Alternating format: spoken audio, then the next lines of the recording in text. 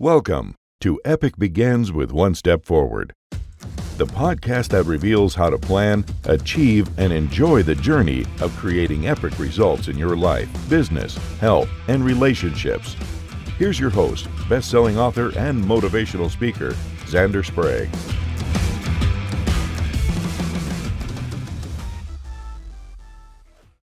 Hello, epic people, and welcome back to another exciting episode of Epic Begins with One Step Forward. I'm your host, Xander Sprague. Today, I have Steve Gamlin with me. Steve, tell me who you are and what you do. Thank you, Xander. I am a keynote speaker. I should say I enjoyed life as a keynote speaker for the past 20 years. Also a visualization coach, creator of the Vision Board Mastery Learning Program, former radio personality, former stand-up comedian, and so far, 4-time self-published author. That is awesome. Welcome. And Steve and I share quite a few things similar. I too have done stand-up comedy. I too am a keynote speaker. I too have published 3 books. So this is great. I'm sure we're going to have a lot to talk about. I guess I wanted to start off with, you said a vision board. You talk about vision boards. I love vision boards. Tell me and my audience what vision boards mean to you, what you teach about and stuff. The simplest definition for me is, because somebody asked me one time, Steve, what is a vision board? I said, it's a wall-mounted GPS for the rest of and the best of your life. Yeah. From where you are now to where you want to be. Now, the big thing for me, and this is the reason I teach the way I teach it, stop sending me pictures of your vision board starter kit, which is a letter to Santa Claus. Lamborghini, yacht, private jet, mansion, helicopter, big honking gold watch, and a bank vault full of gold bars and piles of cash. Don't tell me necessarily what you want. Tell me who you want to become, and that'll be part of the journey as well. So that's the big thing that sets me apart from a lot of the other people out there who are having their vision board parties with wine, cheese, crackers, scissors, glitter, and glue sticks, and the work that my clients and I get to do. Definitely. And I love vision boards. I talk about how important they are in my book. And I do one every year. And yes, I will say, I just glanced over and I'm like, well, I do have the private jet on there, but for me, that just helps keep me, like, hey, here's one of those goals. As I say in my book, 2 of the most powerful words for any entrepreneur, anyone on their epic journey, is not yet. And for me, vision board is a whole lot of not yet. It means it's possible. You're putting it out there. I also think that aside from pictures, phrases or things that you don't have a picture for, but you really want. Yep. Maybe it's author a book or run a marathon or speak in front of 1,000 people. Right? Writing that out is, I think, really important because you see it every day. And it reminds you, oh, yeah, that's part of my goal. And I do want to disclaim quickly, all those things I mentioned on the vision boards, there's not a single thing wrong with any of those. No, but I get it. If that's anti-materialistic. Right. If there's all that's there, yes, all of that is fabulous, but that's not necessarily getting you. Yeah, absolutely. What would be one piece of advice if someone's listening and they're like, oh, I like vision boards, that you give to your clients about creating a vision board? First thing we talk about, understand exactly where your life is today. Point A, the starting line. And I teach with a life wheel, which is a pretty standard personal development tool. Sure. In your physical health, emotional well-being, your core values that guide everything, your closest relationships, your faith, your connection with people in real ways, your career, and your money. Now, it seems like a lot, but all these 8 areas of your life are working together 24/7. So understand where you are today and then think 1 year in the future. Don't start with the 20-year thing. You're going to scare the heck out of yourself and panic. Sure. 1 year, how would you like each area to be even slightly improved? What you've just done is put your starting point and your first level of destinations in your GPS. And that's a good way to start. Too many people don't even acknowledge where they are now. They just say, my life stinks. I want better. Mm-hmm. Kind of tough.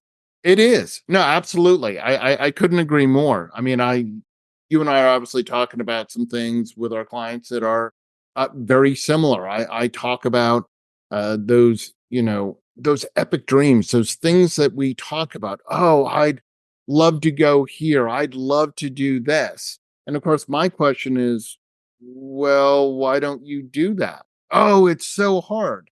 You're right. It is hard. But a funny thing happens, and I think you probably touch on it in maybe a different way, which is when we break it down into bite-sized pieces, it makes it easier. I use what I call the pizza analogy. When you sit down to eat a pizza, unless of course there's like a 16-year-old boy there, you eat it one slice at a time. You don't sit down with your pizza and go, hold on. You could eat it all at once, but it would be really difficult. And there's that old analogy of eating an elephant one bite at a time. But I think that's really important is we get someplace because we take steps, right?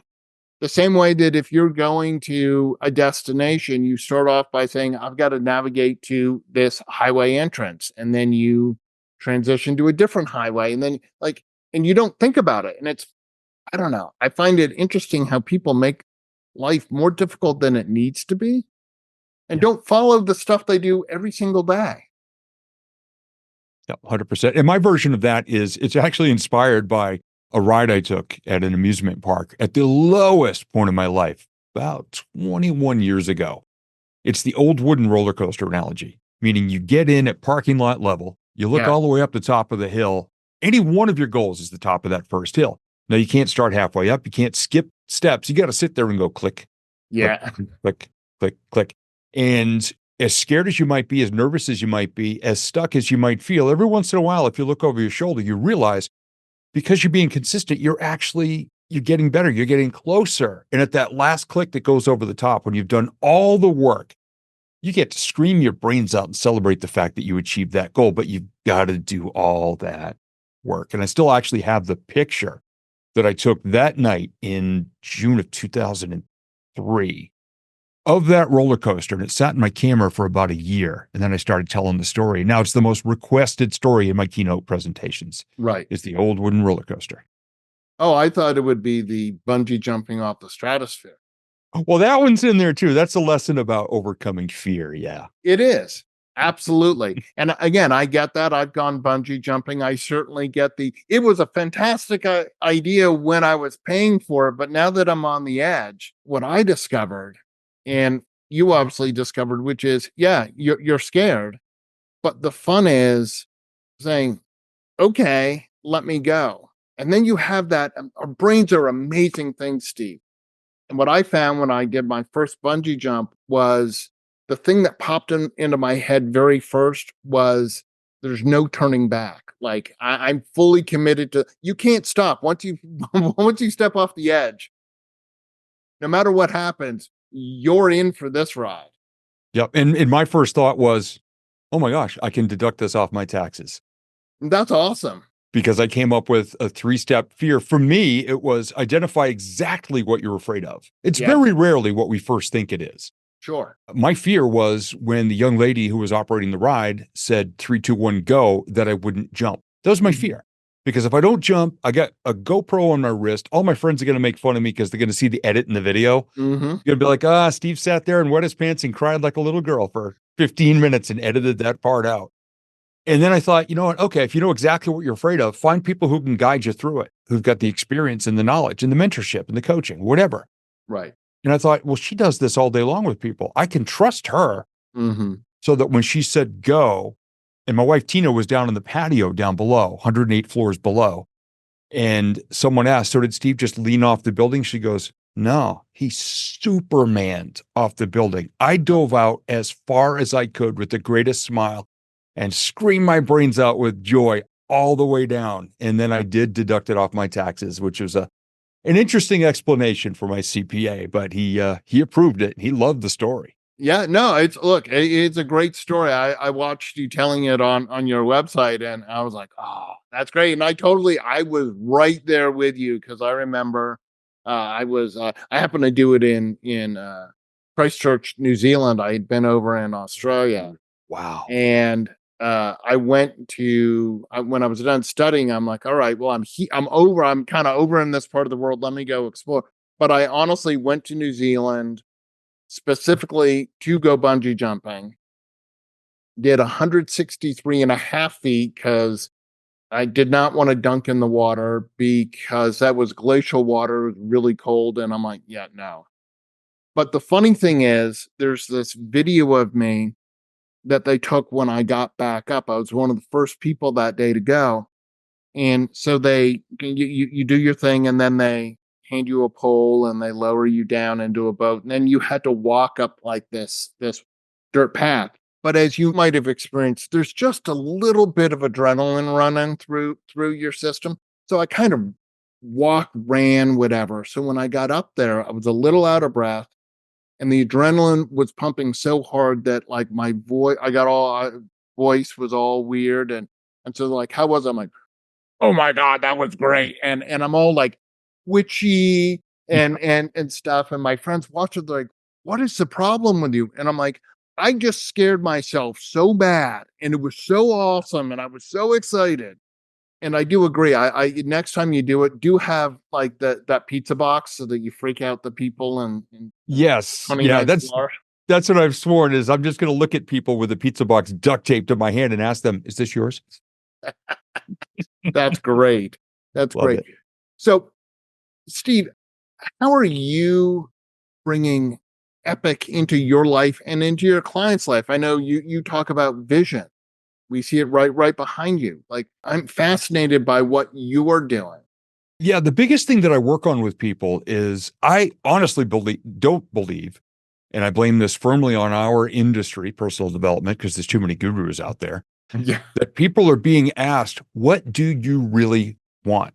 Mm-hmm. Because so many people we're lectured to about what success is supposed to be all about. It could be different for every single one of us. And there's almost 8 billion of us on the planet. Yeah. So I'll ask people, what would success mean to you? Like, what do you want? Who do you want to become? What is the best thing you love about yourself now? And how can we magnify that and make it even better? Mm-hmm. And then as we just start to tell stories. I don't ask them to write a list of their goals. I just ask them stories Yeah. of their life. And I watch them light up and I say, okay, how can we bring more of that into your life? And then we start going through the life wheel and all the different areas and how each one is actually connected.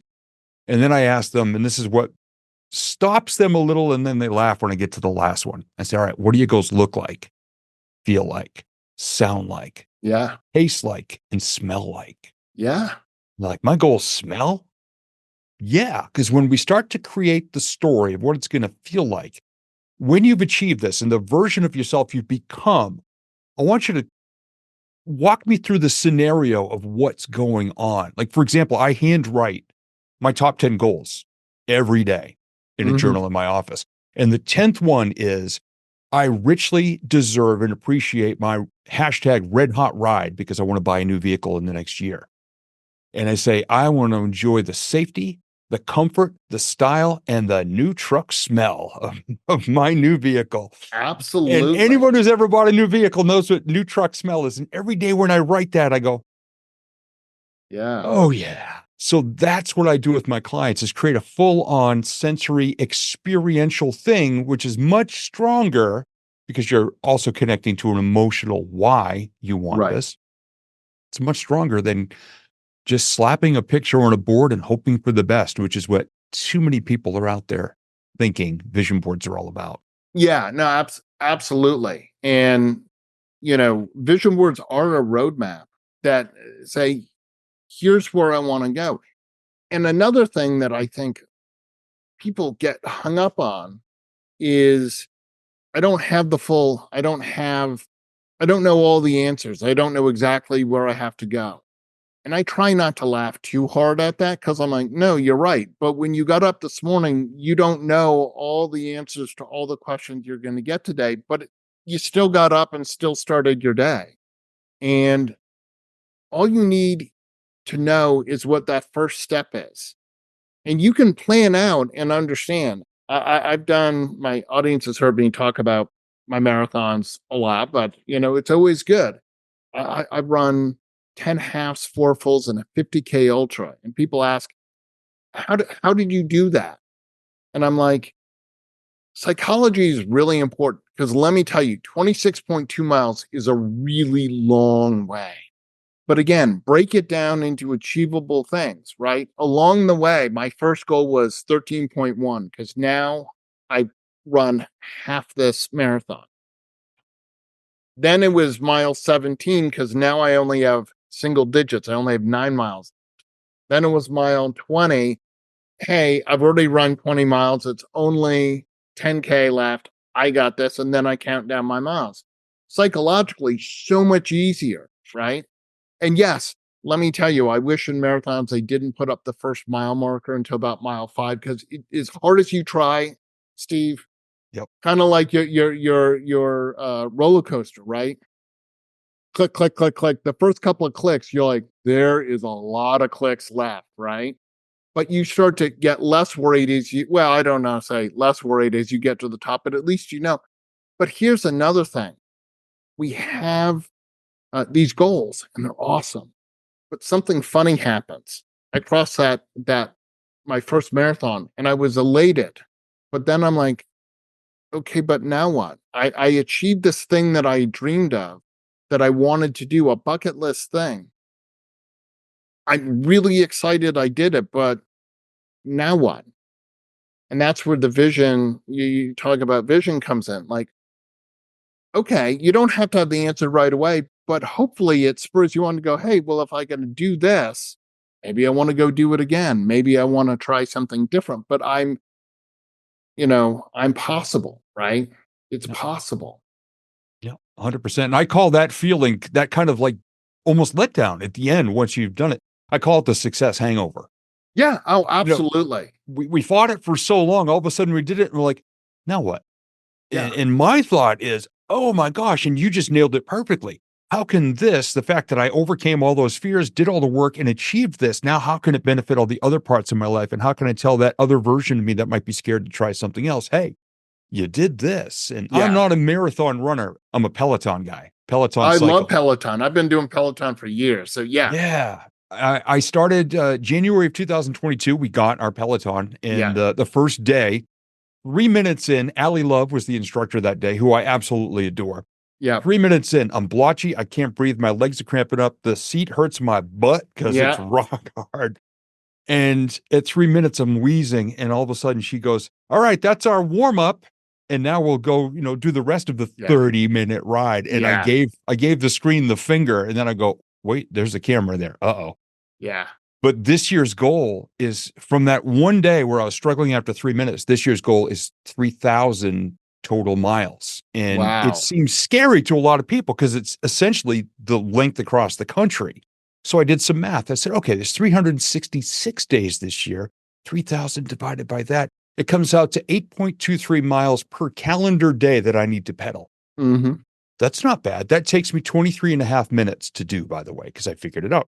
So I've tracked this. So every day I at least do that, and then I go a little further and a little further in case I miss a day. I only require myself to do Monday through Friday. Weekends are bonus because I do other work, Sure. for exercise. But I'm on such a tear. I'll be celebrating 2,000 miles probably by the end of next week. That is so awesome, Steve. But having those little increments like you with your mile markers. Yeah. We just keep going. And I say click a lot when I'm on there. I'll look at the mile and go, click. All right. Great music and this and that. Instructors I love. I'm here. I got a fan on me now because I sweat to death. And I love that part of my day. And it's helping me in every other part of my life by improving my physical health. Absolutely. Look, I love the Peloton. I ride a road bike. So if you happen to look me up, I don't have, even though I've had the bike now for coming on 10 years, I don't have a ton of rides because I'm like, well, I'm on my road bike, but I do love it. I was actually started in 2015 or something. Back when it was like, oh, brand new. And I'd like to say I'm kind of OP or original Peloton. Because when I went in, there might be 30 people in a class. I got to know a lot of the original instructors. So Jen Sherman, Christine DeErico, Hannah Corbin. And they go, oh, Xander 30, so great to see you. And I actually had a chance of perhaps top 10, top 15. Obviously, now you go into a class, and it's great that Peloton's so popular, but you're in there with like 3,000 other people. So there's no way. I'm like, if I could just be the top 50%, I feel like I'm doing pretty good on it. But I do. I love all that Peloton does. And you're absolutely right. You set this big, bold, audacious goal, but realize that you achieve it one step at a time. I mean, it is that first step forward. And what you find is the first step's not nearly as hard as you imagined it would be. And then you have the confidence to go, well, gee, that was kind of easy. Now what can I do? Right. And absolutely having a plan, structure is really, really important, I think, for any of us achieving our goal. You created the structure, said, how do I achieve this? I need to ride 8.6 miles every day. I'll pad it. So if I miss a day, I'm sick, I'm traveling, I can't do it. Absolutely. But as you said, so achievable when you're like, okay, yeah, I gotta go do 8 miles. When I was training for my marathon, I joined Team in Training, which is a fundraising side for Leukemia and Lymphoma Society. And they handed me a training schedule. And it just got so much easier because I'd look at it and goes, go run for 30 minutes, okay? On the weekend, go run 15 miles. And it went up, and then you go down a little, and then you go. And what seemed hard oh my God, I have to go run 5 miles. And then I'm into the training, and they're like, oh, you have a 5 mile. Oh, only 5 miles. Oh, that's okay. On Peloton, you're like, as you said, dying after 3 minutes. And now you're like, oh I'm gonna do a 45-minute class today. I'm feeling good. And before you would have been like 45 minutes. Oh my gosh, get the Yeah. defibrillators. You know? Yeah, exactly. Exactly. And you mentioned some of my favorite instructors. I actually took a Jen Sherman class this morning, Awesome. which was just phenomenal. I adore her. Yeah, I adore her. I love Christine. I love sort of that Zen, Yeah. close your eyes. There's stuff that she used to say that I don't think like peaking is creepy, which is she's like, shut your eyes. Like focus on just you don't look at the screen. It doesn't matter how fast you're going.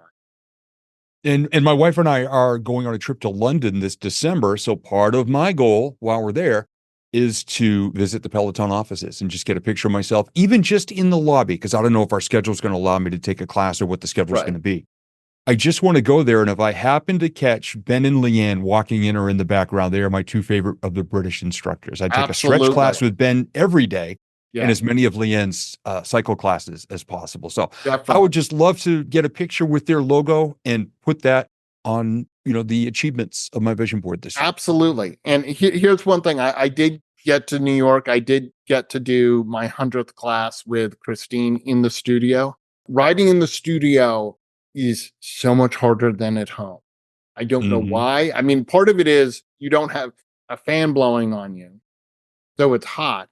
But it just seems you're like, I was doing great in our class, and now I'm really struggling. So, but it is great, and those Peloton instructors are all so fantastic.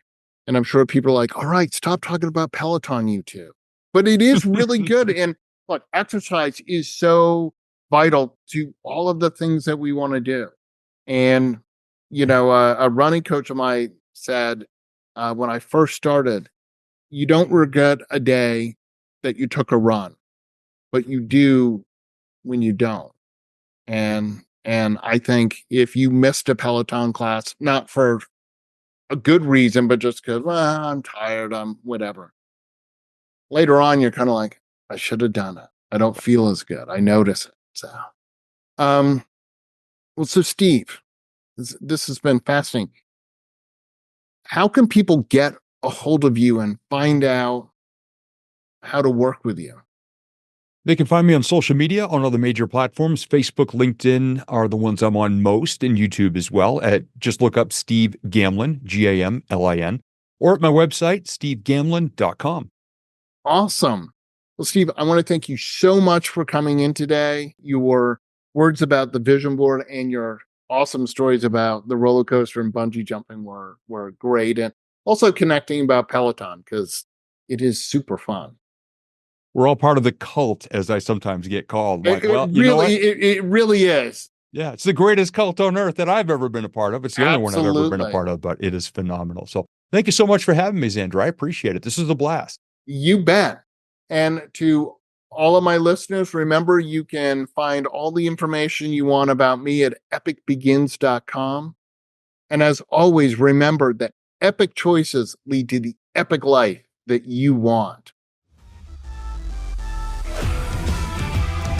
Get your gift copy of the award-winning book Epic Begins with One Step Forward at epicbegins.com.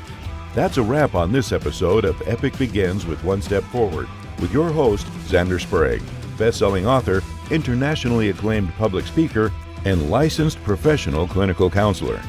To make your next conference or event epic, send an email to Xander at zander@epicbegins.com. Be sure to subscribe so you don't miss the next episode. Remember, epic choices, epic life.